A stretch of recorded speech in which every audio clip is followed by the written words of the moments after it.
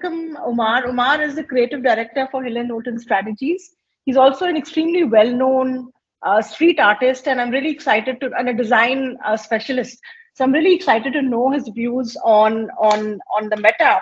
So Omar, to move forward, my first question for you is that how have you been using meta in creative storytelling?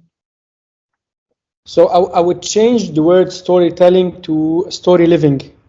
Basically, story living, metaverse, when you immerse yourself and you become, you go into the metaverse, you go into this platform, you start experiencing it live. It's more a story living.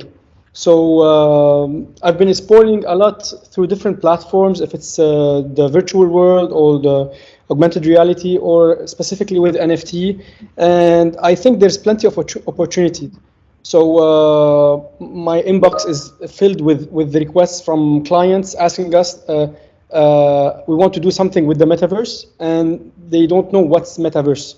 So our duty at first, and first of all, we're not experts. So this thing, like the whole thing started almost like 6-7 months ago, especially with the NFT hype. And we're trying to educate, we're trying to raise awareness on the pros and cons, and which platform to use, how to use it. And it's been a fun ride, a fun educational ride for us. Basically, my timesheet, I've been playing Roblox and Sandbox and Decentraland all the time. So I've been immersed inside these platforms and experiencing it. And frankly, it's new. There's plenty of things that needs to be enhanced, and plenty of new technology are coming in. So a week ago, I had a meeting with a client of ours. They created so most of the current virtual reality virtual world are, you can see like their 3D 90s style, like the graphics are a bit low. So this new technology, they created a hyper realistic virtual world where they have this dome. You can scan yourself, and your avatar becomes your real avatar, a hyper-realistic avatar. You can put it in this metaverse. And it's very interesting how you can sell your own avatar as an NFT. You can scan, let's say, your iPhone and sell it as an NFT, an artwork. And it's always like the Web3, as someone mentioned here, it's always evolving. Like if you go on a deep dive into the Web3, one day is like a 1 year. Plenty of things are coming in, plenty of inventions are coming in, and it's very exciting. Thank you so much. I think that's a very valid point that you made about story living. Indeed, it is all about living the story. Can you tell us a specific example of how you've been using it? And of course, like you mentioned, it's still evolving. But do you have any use cases that you could share with us of how it worked for a client? So most of the clients are coming in at this stage. Basically, we're doing case studies in terms of advising them to go on which platform, depending on a SWOT analysis, depending on the pros and cons, on the demographics. And still, again, what we're trying to tell the client is educating them rather than telling them go into this platform or not. Everyone is excited. It's a buzzword. Everyone wants to hop in. For me, it's still early to you can just buy land on Decentraland and buy 500K for a land and wait until things evolve, or you can just watch it and watch the platform evolve and then act accordingly. So from our side, we've been more educating clients rather than actioning live projects with them. Although like we get plenty of projects all the time. In terms of NFT, on a personal level, I'm investing in NFT with the clients. We have a live brief with the client, and basically they're very excited to explore it, and they just want to launch NFT on their platform. And the only challenge we're having is having third parties going in with us, basically to for the medium of when we create a mask, a wallet for the NFT, where the transaction goes into this wallet. Clients are still not secure enough. They're not sure enough about this, and maybe this is one of the challenges that we're having. Again, there's plenty of requests, but there's no live projects at the moment until we do like the best case study. Until then, we can move forward. Okay, thank you, Umar. I also wanted to ask you, since you're a design entrepreneur as well, and what is your take on what kind of design would really matter? I'm sorry, it's a very general question, very broad question, but as the meta evolves, what design elements, what user interface elements would really matter to people? I would think NFT is the big thing, and it's the most tangible. I think like doing a deep dive into the whole metaverse, especially the decentralized virtual world.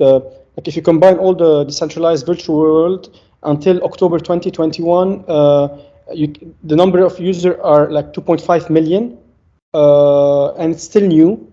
But NFT by itself, as a part of the metaverse, it's growing, and I think it's interesting for users and for a designer or for a design entrepreneur or for any creative in our field to take advantage of this technology, because it's the future. Especially it empowers creatives, especially with the smart contract inside the NFT.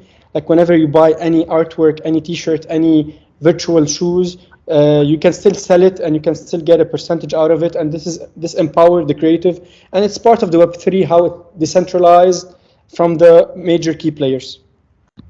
So the whole chain of ownership bit is so well specified in the smart contract, like you mentioned, which is very important for artwork. And coming to your own work as what you describe in your profile as a street artist, how do you feel it empowers you? Do you feel that somewhere meta artwork is not tangible enough because the street artwork has a certain vibe about it? It has a certain energy which you draw from being out there. Do you feel that? Yeah, go ahead. So street artists tend to claim the streets with their tags, and definitely street artists are trying to claim the NFT world with their art. So it's something that is especially for contemporary art or street art. So Mr. Beeple sold an artwork for $50 million, and it's digital artwork. It's very interesting, and it empowers creatives. And what we're doing is testing it, but at the same time we're experiencing it. So I'm personally a big fan of NFT. I'm investing in NFT. I'm creating my own NFT drops of 10,000 different characters. So similar to what's the CryptoPunk or the Bored Ape Yacht Club. So basically, it's creating the experience within the NFT, which is more interesting. It's not just, let's say, selling the car that is behind you. It's more, let's say, creating the perks, creating the experience behind the NFT. And for me, for example, the car behind you, if you buy this car, you can, let's say, if it's a Ferrari or a Lambo, maybe you can show this NFT to an owner and you can drive this Lambo. So there's plenty of creative things we can discover and we can experiment with our clients. I think it's a really it's a virgin, metaverse is a virgin market. It's a virgin universe. So basically we're experimenting everything and we're doing everything new in this universe. Thank you. I'll just explain about the car. It's an Ambassador, which is the old Morris. And all Indians here would know that the Ambassador was a growing up car because large Indian families can fit into it. So there definitely is an emotional connection, and it would be nice to do an NFT on it. So thank you so much, Umar, for joining us. If there are any questions from the audience, Rajan, I think Umar would be the right person to answer your questions about NFT. Would you like to recap your question for him once? Yeah, sure. Thank you, Parul. Great insight into the NFT world, Omar. Thanks for that.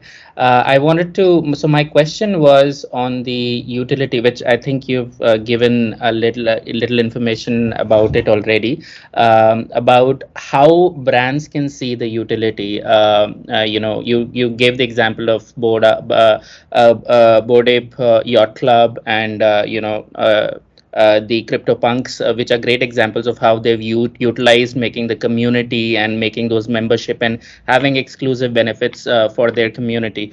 The same way, I want to understand, while the big brands like Nike has just stepped into the sneaker brands of metaverse, other Zara, Gucci, all of them are jumping in. What is the utility factor when it comes to it? Because these are non-tangible by definition. What is the utility factor? Is it again something of a projected one, or is it something that has a larger roadmap ahead? What are your views on that, Omar? So plenty of NFT drops have CSR cause. They, let's say, tend to part of their sales goes to charity, and this is one of the perks of as a utility. I'm gonna call it.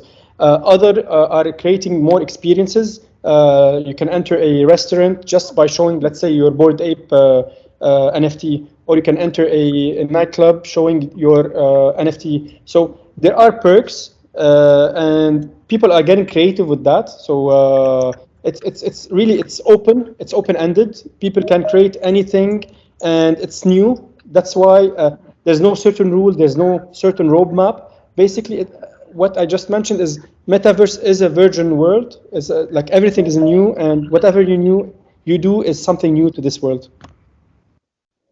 Okay, thank you. Thank you so much. Are there any more questions for our guest? Please raise your hand.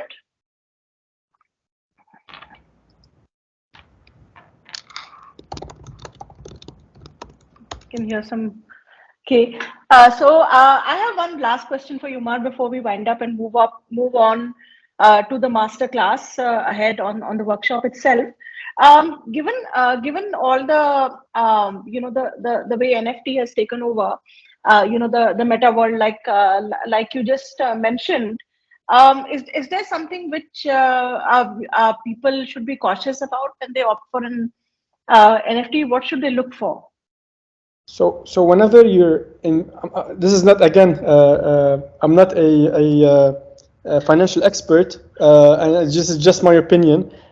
Whenever you're buying any NFT or investing in NFT, take a look at the community behind it. So make sure you follow their Discord, make sure you follow their Twitter account, make sure they're backed by celebrities or people with influence, because you see plenty of ads on buy this NFT, and they create a hype, the price goes up, and then after they get minted, the price go low big time. So it's really important to see the community behind it and the utility behind it. These are the two most important factors whenever anyone's trying to look to invest in an NFT drop. Thank you so much, Omar, for joining us and for sparing your time to share your views. Thank you to our listeners.